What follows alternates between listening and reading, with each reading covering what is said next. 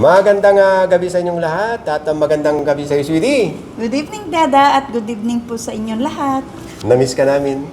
Namiss ko rin po kayo, lalo na po yung ganitong pagkain. Mga pagkain, ang dami. Bago tayo magsimula, dumating kami kanina ng mga 4:30 ng hapon. So, andito tayo ngayon sa Seascape at ilang beses na natin to nabalikan. Tama ka dyan, Dada. Dahil pagka binabalik-balikan, siyempre, maganda at masasarap yung mga pagkain. Correct. Yung background natin, yung baso. Ngayon, may napansin tayo dito. Ano ba sa tingin mo yan? Pwede tayo maglaro dito. Ang tawag dito ay pickleball. So, maski hindi kami marunong dito at first time, ako, marunong naman sa table tennis, saka tennis, try natin itong pickleball, maski pinapagod tayo ng ali. Sa kadampot. Kadadampot. Maganda itong Seascape. Mamaya lalapit tayo sa Manila Bay. Kasi nga, dati kasi puno yan ng buhangin. So, ngayon maganda na. Tapos, habang papunta tayo sa Bayside, ito yung, anong tawag dito? Yung alfresco ng Mazu. At mayroon din ditong air-conditioned na restaurant facing Manila Bay. So, habang naglalakad tayo, parang nakikita ko yung pagbabago nitong Manila Bay. So, ito na siya. Yung nakikita nyo ngayon, may uka na sa gitna. Dahil yung na-vlog natin ito noon, gagawa nito ng tulay. Tatlo. Hindi ko lang alam kung tapat ng dating Sofitel Hotel dito sa tapat natin or banda ron sa Mall of Asia. Ngayon, hindi lang natin alam pag natayuan yung gitna ng mga building na yan, kung makikita pa natin ang sunset. Pero ang importante, wala na yung mga buhangin dito sa tabi natin. Kaya Na dati na kumakain tayo, nagliliparan yung mga buhangin dito. Tinawag itong Seascape noon, tinawag na landscape, ngayon bumalik sa Seascape. Ngayon may bago pa mga restaurant dito. Mga soft opening. Diyan sa building na yan, nakikita nyo yung sky bar na yan. Unahin natin pupunta na ating papakita natin sa kaila, yung sa second floor. Tapos bababa tayo dito sa first floor na kung saan makikita din natin yung isang bagong restaurant. So ito siya habang tumitingala yung ali na hindi niya alam kung paano siya makaakyat. Pero ituturo ko sa inyo kung paano umakyat niya sa elevator. Pero dadaan tayo sa steps para naman ma-exercise tayo. So ito na sa second floor na tayo at bago tayo pumasok sa bagong restaurant na sinasabi natin na Yedam, ipakita ko muna sa inyo yung view. So ayan siya. Lalo na dito maganda sa gabi. O yung sunset, ang abangan natin Mamaya. Ngayon, diyan tayo kakain sa Mazu. Ayan, dami na kumakain, oh. Tapos, ito nga, nakikita nyo itong mga balloons na ito dahil, ano pala ito, mag-grand opening. Tomorrow, January 17. So, ito yung kanilang mga promo, ipapakita ko na sa inyo. So, ayan siya. Tapos, ito naman yung kanilang mga presyo ng sangyup. Ayan, 99. Mamaya alamin natin pagpasok natin. 안녕하세요. Ito ay Korean restaurant. Yes po, Yedam Korean, Limited Korean Barbecue po. Ang ganda naman ito. Yes po, sir. So sir, dito po yung dining table po namin. Yes po. We're capacity of 30 to 40 packs. Dito ba ay nag-accept din sila ng mga event, wedding, Yes birthday? po, sir. Pwede po. May advance reservation naman po. Kailan ba ang grand opening nito? Dahil Sir, may nakikita ako mga yes balloons po. dyan. Ang grand opening is by tomorrow po, January 17. Then 12 noon po siya. Okay, so bago nyo siguro ito mapanood, ay open na sila. So kayo lang bahalang pumunta rito at papakita ko lang sa inyo yung highlights or yung lugar. Ito po yung menu natin. For the English and Filipino. And then meron din po tayo for Chinese. Yan. Para po sa mga hindi nakakabasa ng English, meron po tayo for Chinese. Yan, sir. Then sa menu natin, sir, all unlimited po yan, sir. Unlimited po yan lahat. Maliban lang po sa may mga a la carte. Yun po yung mga high-graded beef meat po natin. Okay, Pero sir, yung ginagamit po natin sa unlimited sanggupsal natin is premium beef po siya. Hindi po siya mataba, purong laman po talaga. Ito yung Korean, yung sa baba ay Japanese. Yes po. Restaurant po siya. Kasuwa Japanese restaurant. Oo. Ano naman ito? Sir, meron po tayo dito na VIP rooms. Four VIP rooms po siya. Yan, So, sir. ilang rooms ang VIP? 4 po, sir. Oh, Meron ito. po tayong 4, sir. Parang mayroon ng occupied Yes, sir. na yung 2 rooms. Yes po, sir. Occupied na po yung 2 rooms natin. So, ito po yung isa po sa malaki natin. Ito po yung Baekje.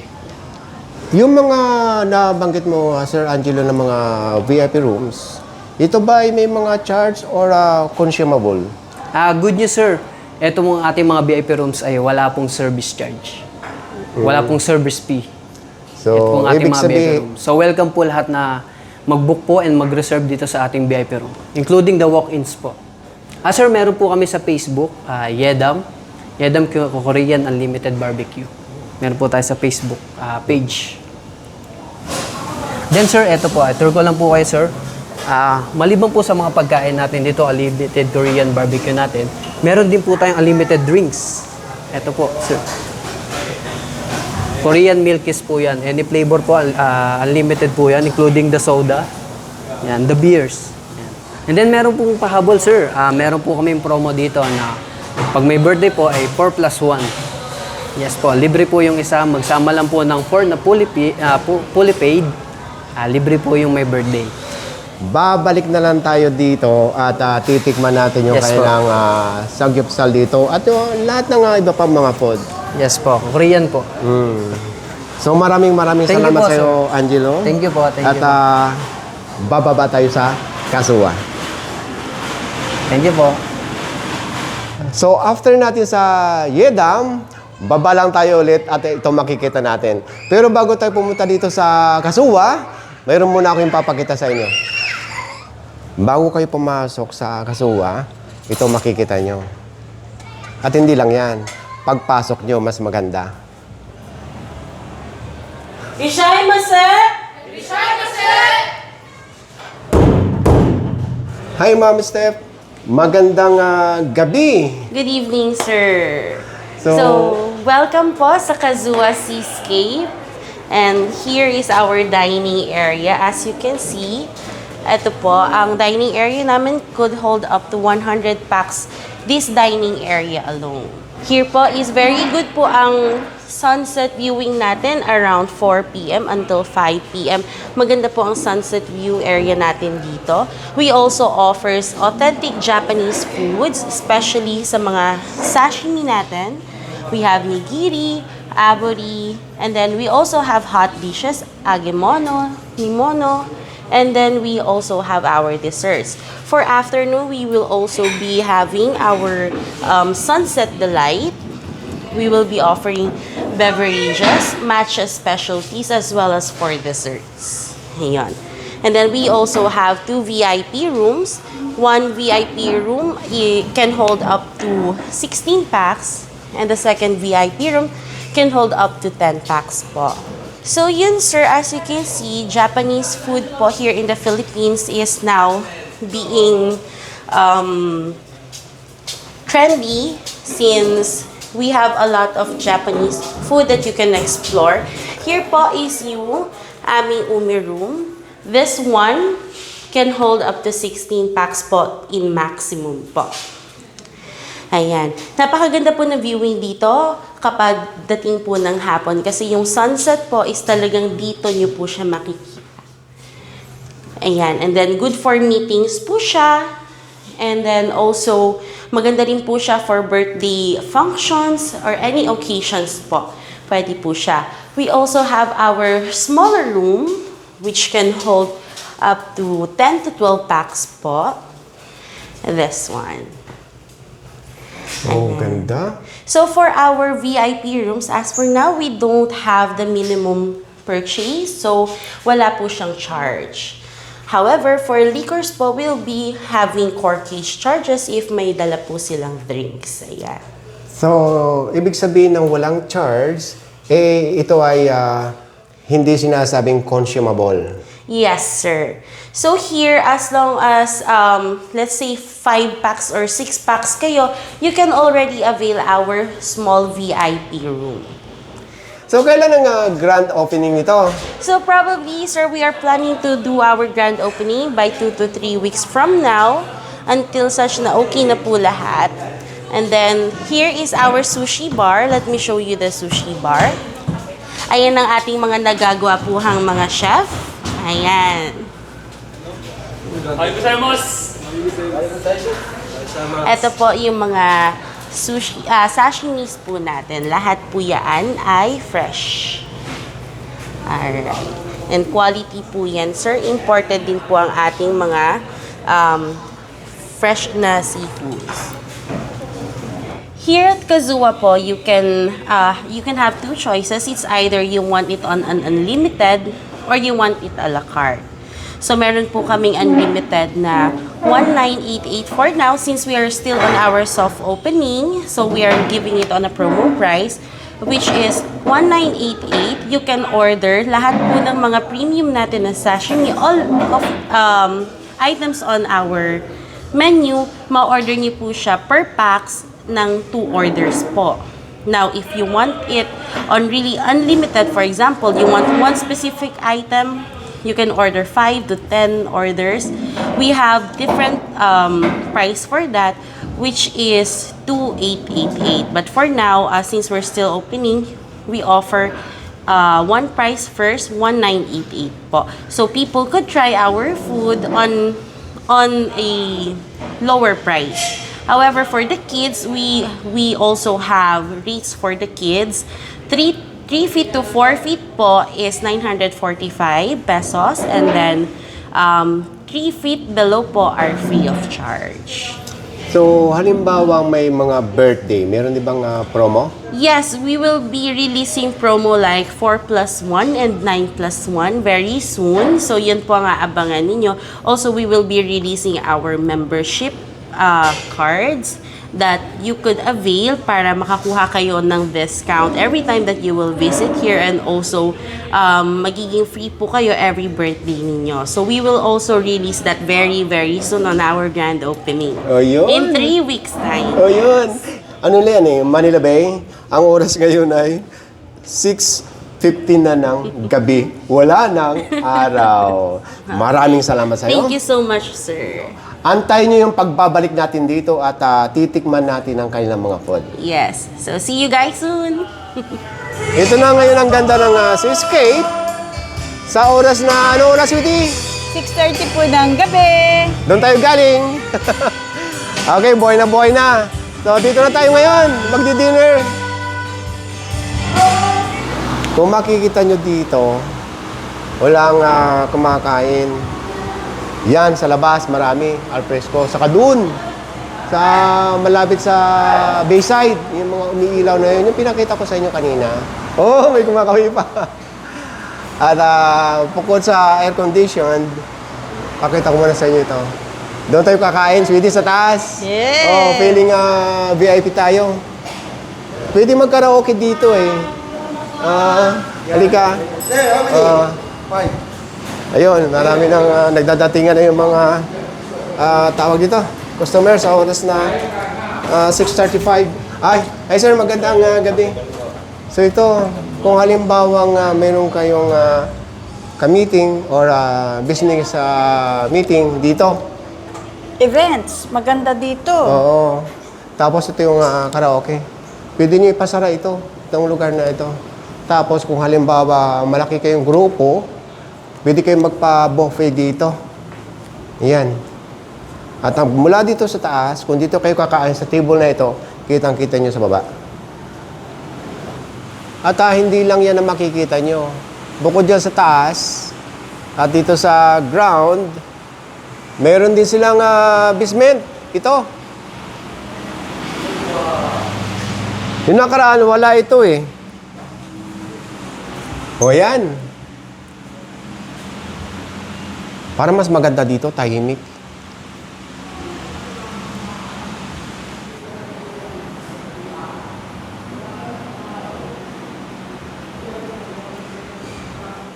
Okay, tara.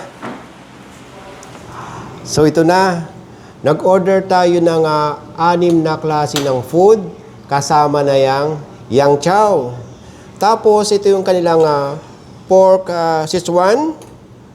Oh, masarap ang sili nito. Mukhang kukurot yung anghang nito, sweetie. Pampagana. Tapos, ito naman yung adobong pusit. Ayan. Parang manghang din siya. Parang may nakikita akong mapula-pulang sili. Oh, ayan siya. Tapos, ito naman yung steam pampano with crab sauce. Ito naman yung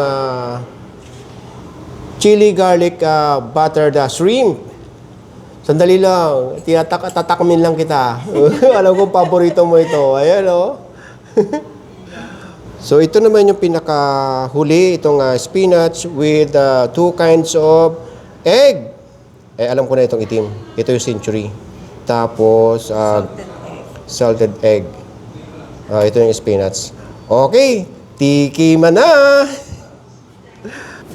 Una natin titikman, siyempre, yung yang chow. Dahil sa yang chow pa lang, ulam na. Ang bigat.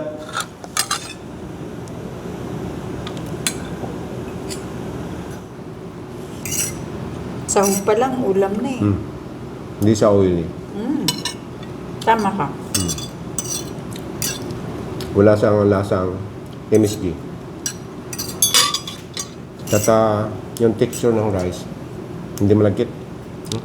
Bughag. Bughag. Ganun talaga pag yan, chow. Ang kagandahan lang nito, hindi maalat. Kanin pa lang ulam na.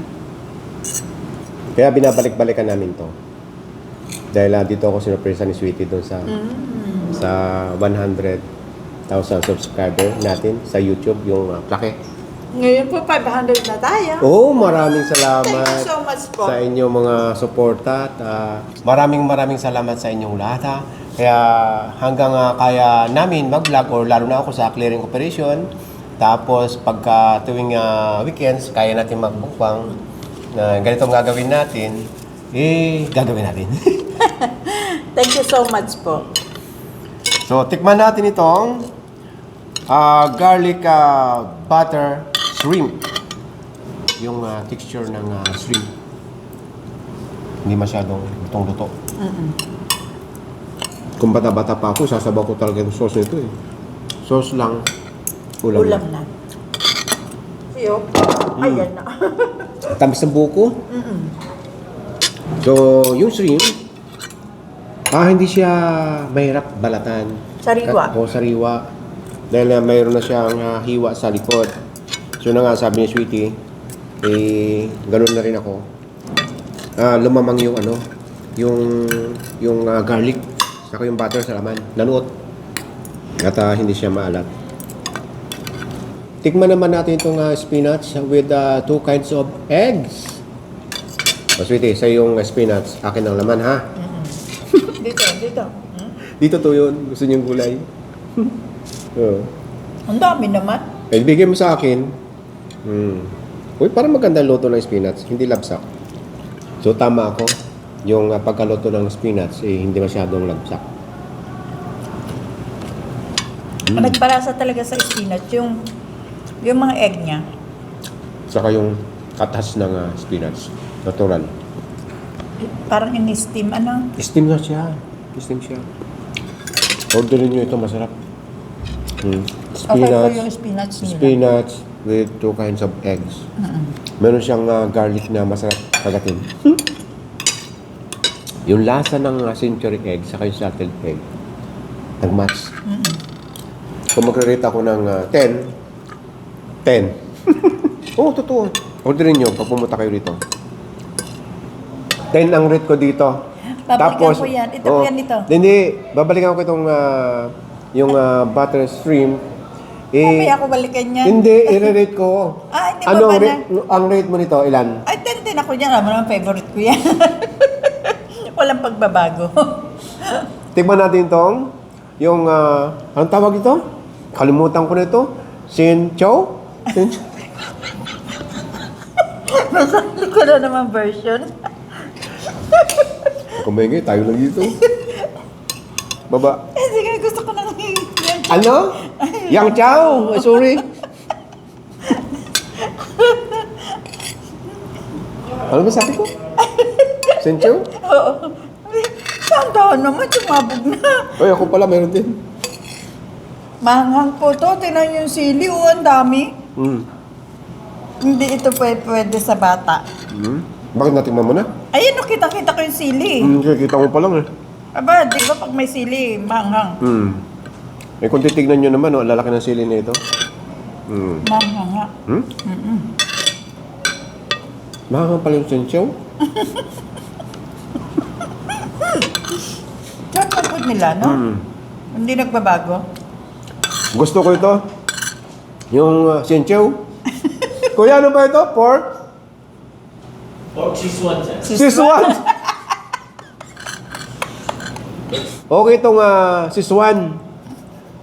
Yun nga lang, ang rate ko dito ay 8 to 10. 8 siya kasi nga hindi pwede sa bata, manghang.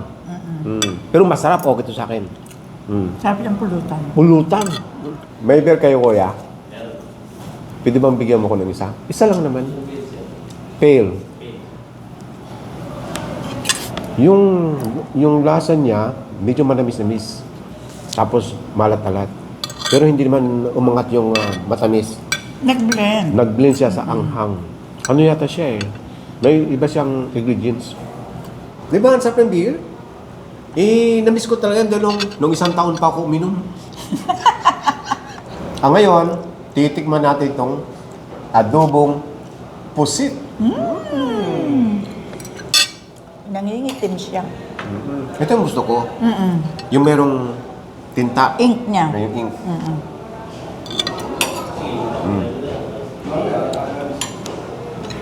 Parang hindi ko mahuli yung lasa.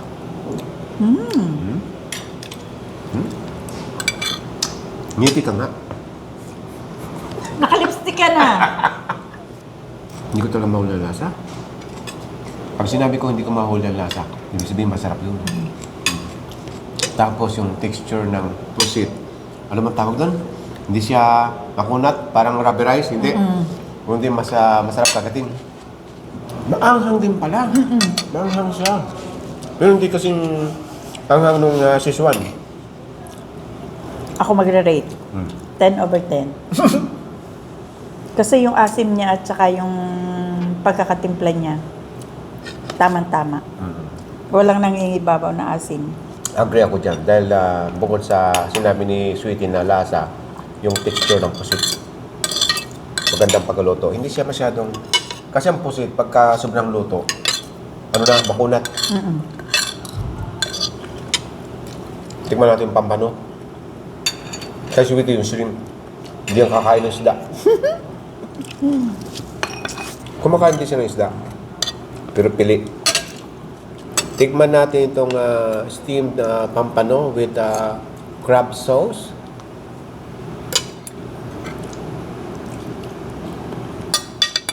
Yung lasa ng isda saka yung crab nag-mix. Kaya lalo siyang sumarap. Oo, tama ka. Tapos may carrot siya na gulay. Wala siyang langsa ha. Ito yatang mauubos ko. Yung pampano. Mahilig ka sa fish eh. Na, di ba yung steam talagang walang lasa? Ito, super linamnam. Yun, nahuli ko din. Malinamnam siya. Dahil nga yung pinaka ginawang toppings niya, yung crab. Malinamnam siya. So, 10 sa akin ito. Tapos, yung yang chow, ang rate ko dyan ay 10. Sa 6 na natikman natin, kasama na yung rice anong pinaka nagustuhan mo? Tcharan! Lahat sila.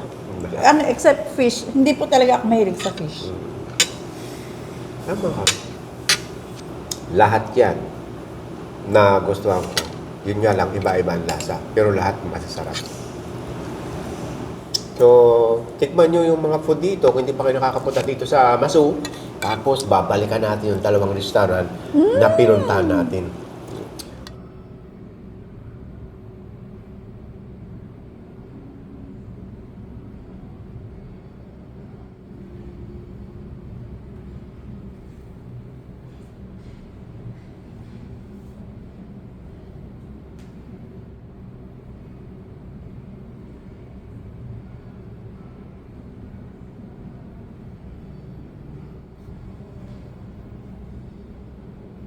Balikan ka na.